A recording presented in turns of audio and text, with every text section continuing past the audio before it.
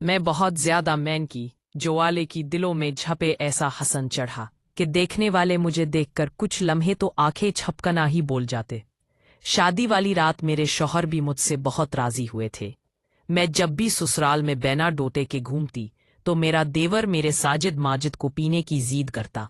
मुझे इसकी ये हरकत बहुत बुरी लगती है। हालांकि वो तो 55 साल का बड़ा था और मैं तो अभी जवान थी। शादी को कुछ दिन गुजरे के एक रात मेरे शौहर घर ये नहीं था।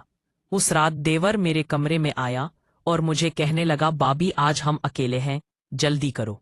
देवर तो जद करने लगा और फिर देवर ने खुद ही कपड़ा हटाकर। मैं एक दरमियानी दर्जे के घर में पैदा हुई थी। 19 साल की उम्र में मुझ पे ऐसी जवानी चढ़ी कि चंद दिन में ही मेरी शादी करवा दी गई। शादी की पहली रात शौहर ने मुझे कहा, मेरे बड़े भाई को बहुत गुस्सा आता है, वो गुस्से में पागल हो जाते हैं, तुम उनका बहुत ज्यादा ख्याल रखना, वो भी कहीं जैसे भी कहीं वैसे ही करना। ऐसे 4 दिन से मैं भी यही देख रही थी कि जब भी मेरे शौहर को अहमद एक आवाज देते तो उनकी रंगत पीली पड़ जाती। फौरन मेरे शौहर कमरे से बाहर निकल जाते। अहमद की बदहवासी देखकर मेरे दिल में भी उनका बड़ा रौब चढ़ गया था। इस दिन 5वां दिन था जब सुबह अकरम ने मुझसे कहा कि आज हम बाहर घूमने जाएंगे। मैं भी बहुत कुछ थी, लेकिन उस वक्त मेरे देवर ने अकरम को पुकारा तो फौरन अकरम कमरे से बाहर चले गए। बाहर से मुझे अपने देवर के चीखने चिल्लाने की आवाजें आ रही थी। वो कह रहे थे कि 4 दिन शादी के हंगामे में गुजर गए हैं। तुम्हें एहसास भी है कि दुकान मैं तुम्हारी ना होने की वजह से तीना नुकसान हो सकता है, और आज बेवजह हो छुट्टी करके बैठ गए हो। अभी के अभी दुकान पहुंचो और सारे वर्कर्स के सर पे खड़े हो जाओ कि वो ठीक से काम करें।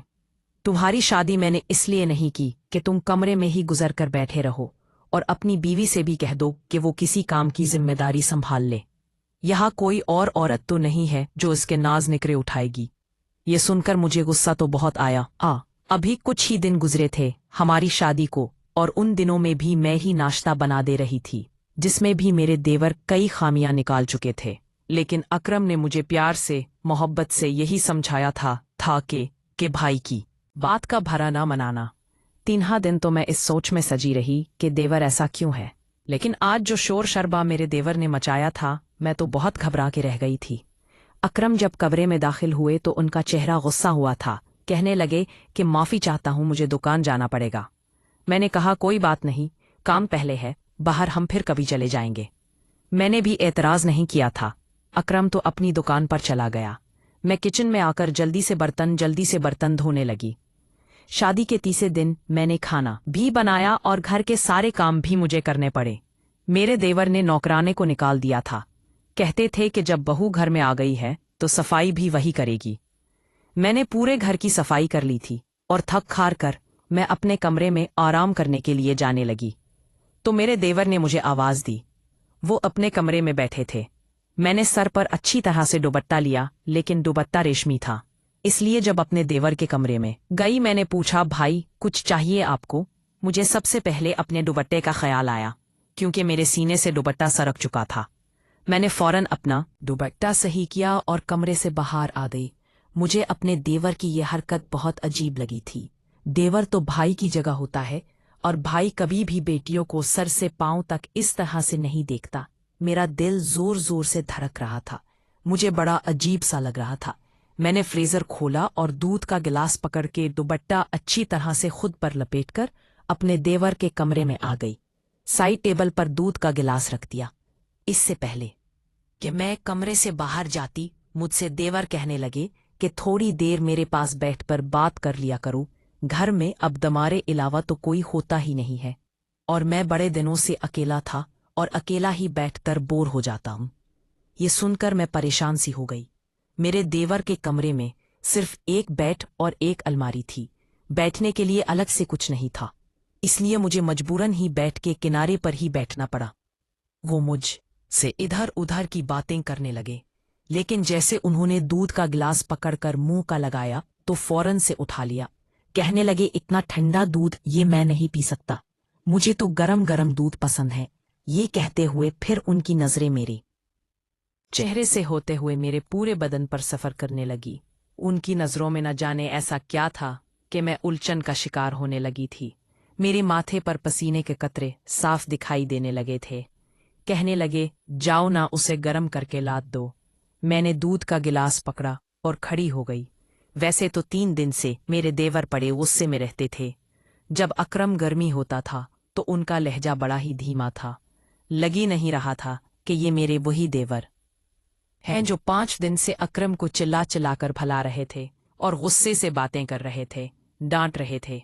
मैंने दूध पतीले में डाला, जरा सा गर्म किया, फिर गिलास में डालकर अपने देवर के पास ले गई। जैसे ही मैंने गिलास उनके आगे बढ़ाया, उन्होंने दूध के साथ मेरा हाथ भी पकड़ लिया। मेरे तो जैसे पूरे बदन है मैं करंट दौड़ने लगा। मैंने फौरन घबराकर हाथ पीछे करना चाहा तो उन्होंने मेरा हाथ छोड़ दिया। मैं कमरे से बाहर जाने लगी तो कहने लगे, अरे बाहर कहाँ जा रहे हो, यहाँ बैठो, मेरे पास मुझसे बातें करो। ये तन्हाई का साम तो मुझे अब और भी ज्यादा देने लगा था। ये कहकर नीवा ने अब ठंडी आह बुरी। मुझे और भी ज्यादा अजीब सा लग रहा था। मुझे तो उनकी बातें सुनकर अजीब सा महसूस होने लगा। ये कहने लगे, तुमने गा शादी किए जो अगले दिन काले रंग का सूट पहना था, बड़ा प्यारा, ले लेना। ये सुनकर मुझे और भी ज्यादा बुरा लगा था। ये फरमाइश तो अकरम को मुझसे करनी चाहिए थी, ना कि मेरे देवर को। जब अकरम दुकान पे जाता, मेरे देवर मुझे अपने कमरे में बुला लेता, मुझे अजीब नजर से देखता, बार बार अपने सूखे होंठों पे जबान फेरने लगा, फिर कहता, मुझे दूध पीना है, मुझे दूध गर्म करके दो। मैं दूध का गिलास देकर जाने लगती तो मेरा हाथ पकड़ लेता कि मेरे पास बैठकर बातें करो। मैं भला क्या बातें कर सकती थी? मैं काम का बहाना बनाने लगती, तो मुझे खाना बनाना है, बर्तन धोने हैं। असल में मुझे ये सब अच्छा नहीं लगता था। अब मेरा दिल बेचैन सा होने लगा था। सोच रही थी मुझे अकरम से बात करनी चाहिए, लेकिन कैसे करती? वो तो अपने भाई के सामने कांपता था। अकरम तो बोलता तक नहीं था। एक दिन मैं किचन का सारा काम कर रही थी। मेरा देवर अचानक से किचन में आ गया, मुझे पीछे से पकड़ लिया, झटके से डबल लगा लिया और मेरे साथ वो क्या जो मैं नहीं बता सकता। मैं अपनी इज्जत बचाकर अपने कमरे में चली गई। अपने कमरे का दरवाजा भी बंद कर दिया, कुंडियां लगा दी और बेड पर बैठ गई। वे चीनी मुझ पर बुरी तरह से सवार हो गई। मेरा पूरा वजूद कांप रहा था।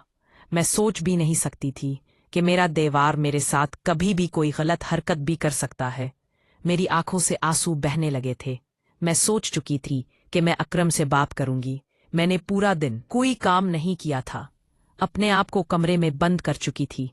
कई बार मेरा देवर मेरे कमरे का दरवाजा खटखटा चुका था। उसे भूख लगी है, मैं उसे खाना दूं, लेकिन मैंने उसे कुछ नहीं दिया। मेरी जगह कोई भी होता तो वो भी यही सब कुछ करती जो कि मैंने किया था। रात को मेरा दरवाजा जोर जोर से बजा। अकरम कहने लगे, दरवाजा को क्यों लॉक किया है? ये क्या बदतमीजी है? क्यों तुम सुबह से दरवाजा बंद कैसे हो? कमरे में बैठी हो। अकरम की आवाज सुनकर ही मैंने दरवाजा खोला था। जैसे मैंने दरवाजा खोला तो दोनों भाई मुझे गुस्से से देख रहे थे। कहने लगे, तुम्हें जरा भी एहसास और शर्म नहीं है? मेरा भाई सुबह से भूखा बैठा हुआ है और तुमने उन्हें रोटी तक नहीं दी। उन्हें शुगर की बीमारी है, अगर उनकी तबीयत खराब हो जाती तो उसकी जिम्मेदार कौन होता? मैंने कहा कि मैं इनकी जिम्मेदारी नहीं संभाल सकती, बेहतर यही है कि आप उनका और कोई इंतजाम कर लीजिए। मेरा यही कहना है। अकरम गुस्से से भड़क उठा, कहने लगा, ये क्या बदतमीजी है? पीछे से मेरे देवर कहने लगे, देख रहे हो, अभी उसी आए हुए 7 दिन ही नहीं हुए और उसने अपने रंग भी दिखाने शुरू कर दिए। पहले ही पता था कि ये लड़कियां शादी के कर दिए। मुझे पहले ही पता था कि ये लड़कियां बाद ऐसा ही करती हैं और अलग होने के ख्वाब पहले ही आंखों में सजा लेती हैं। मेरा शौहर